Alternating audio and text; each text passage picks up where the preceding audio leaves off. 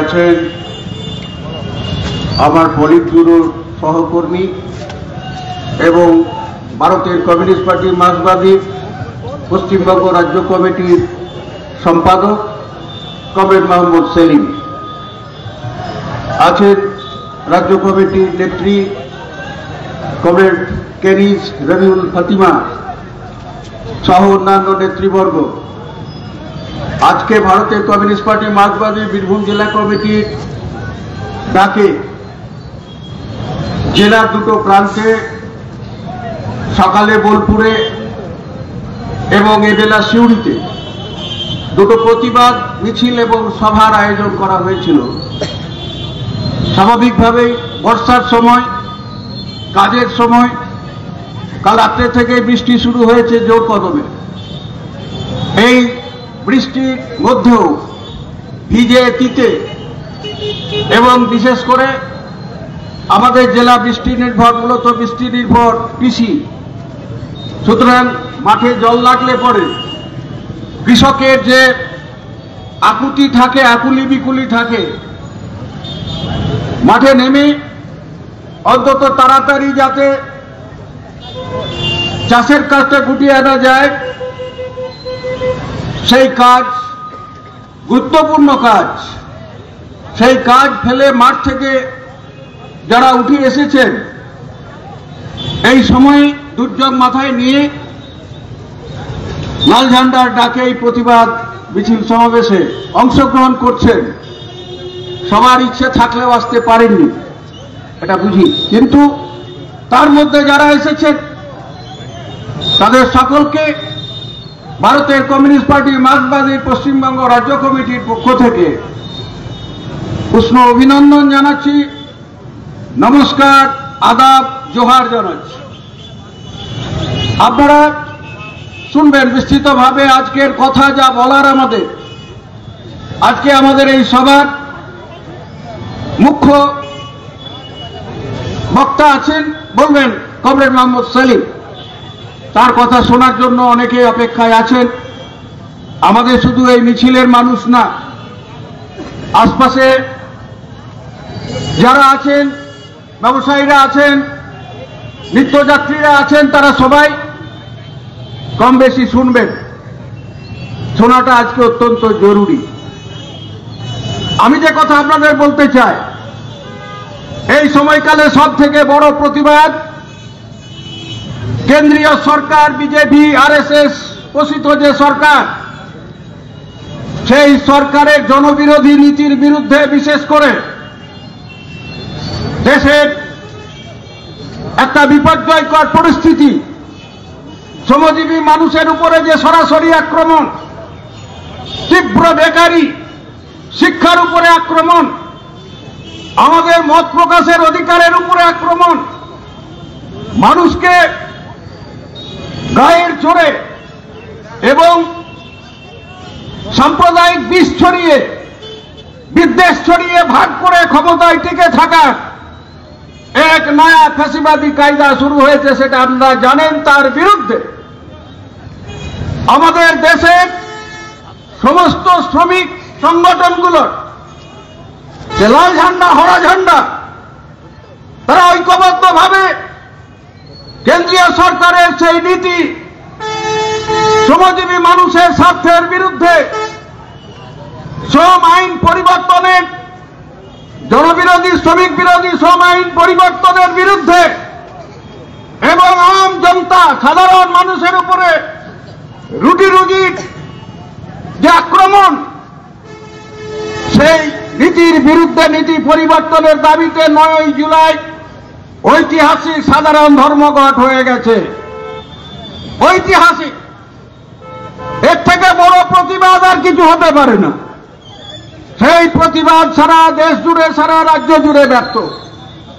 তার সঙ্গে দেশে দুর্নীতির বিষয় জড়িয়ে আছে, লাগাতার দুর্নীতি, সাম্প্রদায়িক এবং কর্পোরেট দুই শক্তির মিলিত উদ্যোগে দেশের সম্পদের লুট, সে খাদান থেকে শুরু করে কয়লা, বালি, মাটি, পাথর, সমস্ত ক্ষেত্রে যে লুট চলছে অর্থাৎ বেপরোয়া প্রাকৃতিক সম্পদের লুট, অন্যদিকে আদিবাসী মানুষের জঙ্গল জমির উপরে যে আক্রমণ, লক্ষ লক্ষ মানুষকে হা ঘরে করে দেওয়া, তাদের বাসস্থান থেকে শুরু করে তাদের জমির অধিকার, জঙ্গলের অধিকার, চাষের অধিকার থেকে তাদের উৎখাত করা, সারা দেশ জুড়ে সেই অধিকার চলছে কর্পোরেটদের লুটের স্বার্থে।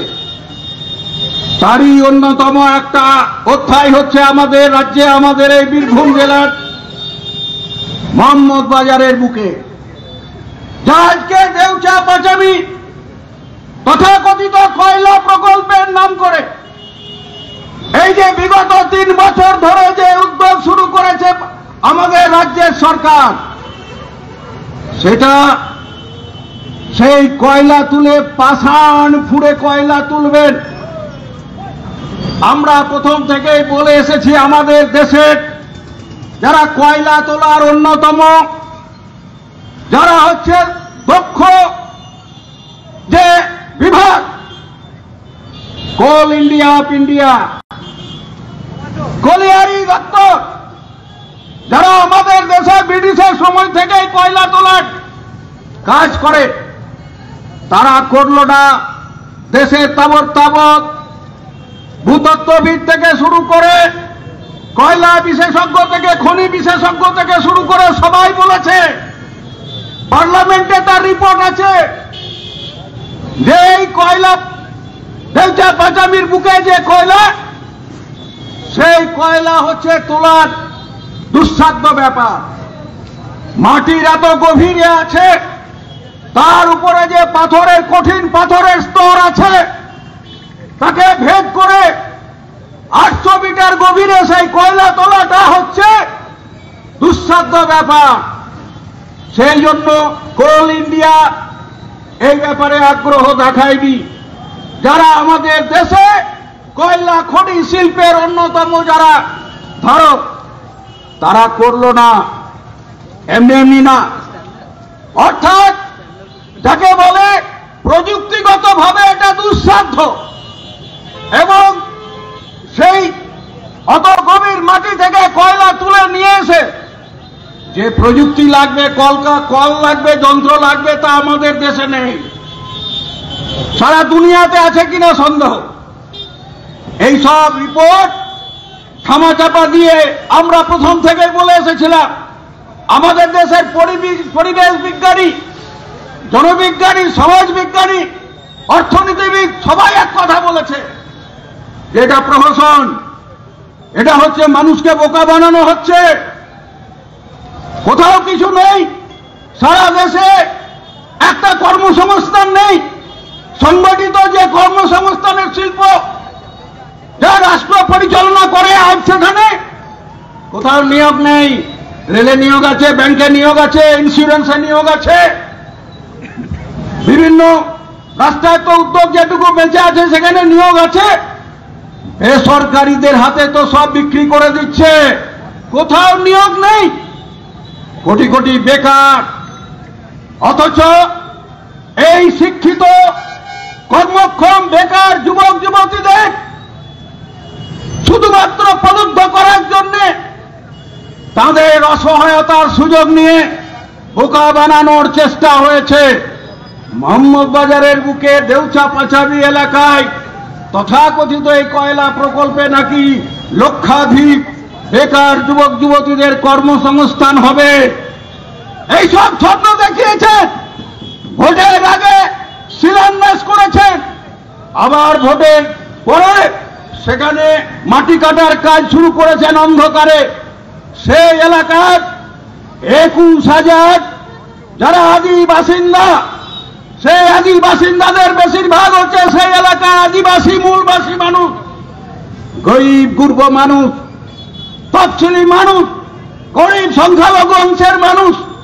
তারা যুগ যুগ ধরে সেই মাটিতে বাস করেন, তাদেরকে উৎখাত করা হবে। প্রায় 4,500 গ্রাম উৎখাত হয়ে এই মৌজা, সেখানে 4,500 পরিবার উৎখাত হবে। তারা কোথায় যাবে? আজকের যুগে এই যে বিস্থাপিত হবে, সেই বিস্থাপিত হলে পরে তাদের কি পুনর্বাসনের পরিকল্পনা, আদৌ কয়লা প্রকল্প বাস্তবসম্মত কিনা, তার তথ্যনিষ্ঠ কোনো বিজ্ঞাপন আছে? মানুষ জানে, সেই এলাকার মানুষের জানার অধিকার আছে, গ্রাম সভার অনুমোদনের দরকার আছে। আদিবাসীদের জমি গায়ের জোরে দখল করা যায় না, সে সরকার নিক বেসরকার মালিকরা নিতে পারে না। দেশের ভূমি ব্যবস্থা যে আইন আছে সেই আইনকে কার্যকরী করতে হয়, এবং সেই কারণে সেই সব কিছুই করলেন না।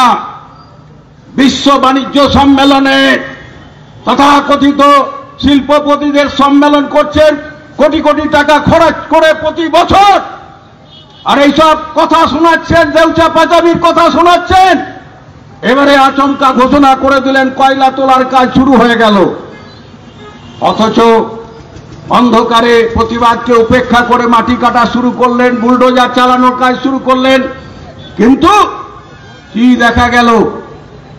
এর বিরুদ্ধে জনস্বার্থের মামলা হাইকোর্টে ঝুলছিল, সেই জনস্বার্থের মামলা এবার হাইকোর্ট তলব করেছে রাজ্য সরকারকে। রাজ্য সরকারের বিদ্যুৎ উন্নয়ন নিগম তারা বিদ্যুৎ উৎপাদন করেন, তারা কয়লা তোলেন না। তাদের সেই রকম কোন প্রযুক্তির কলা কুশলতা নেই, তৎসত্ত্বেও বিদ্যুৎ উন্নয়ন নিগম হচ্ছে এজেন্সি। করবে তো বাইরের বড় কোম্পানিকে দিয়ে তথাকথিত এই প্রকল্পের কাজ, কিন্তু সেখানে কিছুই হলো না। সেখানে কলিয়ারি দপ্তরের তার যে অনুমোদন প্রজেক্ট রিপোর্ট, যাকে বলে বিশদ প্রকল্প রিপোর্ট, জানে না দেশের মানুষ, এলাকার মানুষ। জানেন কেউ? আজ পর্যন্ত ওয়েবসাইটে খুঁজে পাবেন না। এইরকম একটা নাকি এশিয়ার দ্বিতীয় বৃহত্তম শিল্প করবেন, যদিও কয়লা কোনো শিল্প নয়, ধ্বংসাত্মক। আজকের পরিবেশ প্রযুক্তির যে বোঝাপড়া, তাতে তাপবিদ্যুৎ উৎপাদন করার জন্য যে এই ধরনের কয়লা সহ অন্যান্য যে সমস্ত জৈব জ্বালানি ব্যবহার হয়, তা হচ্ছে আজকে আস্তে আস্তে সেগুলো বাতিল হয়ে যাবে। দুনিয়াটা গরম হচ্ছে, পরিবেশ দূষিত হচ্ছে, যেভাবে জলবায়ুর পরিবর্তন হয়ে যাচ্ছে, কৃষি সর্বনাশ হচ্ছে, এই সবের কারণ হিসেবে সারা দুনিয়ার এইসব চুক্তি আছে, তাকে মানবে না। এই সব উপেক্ষা করে কি সামাজিক প্রভাব পড়বে, সোশ্যাল ইম্প্যাক্ট, তার স্টাডি নেই, পরিবেশ দপ্তরের ছাড়পত্র নেই। আসলে হাইকোর্টকে যে তথ্য দিয়েছে তাতে বোঝা গেছে যে সেখানে এইসব নেই, শুধুমাত্র পাথর তুলবে, অগ্নিশিলা, একটু মূল্যবান পাথর আছে। এখন আগামী 40 বছর ধরে সেই পাথর লুট করা যাবে। বালি, পাথর, কয়লা, মাটি, গাছের জঙ্গলের গাছপালা সবই তো লুট। মানুষের পেটের ভাতও লুট হয়ে গেছে, 100 দিনের কাজ।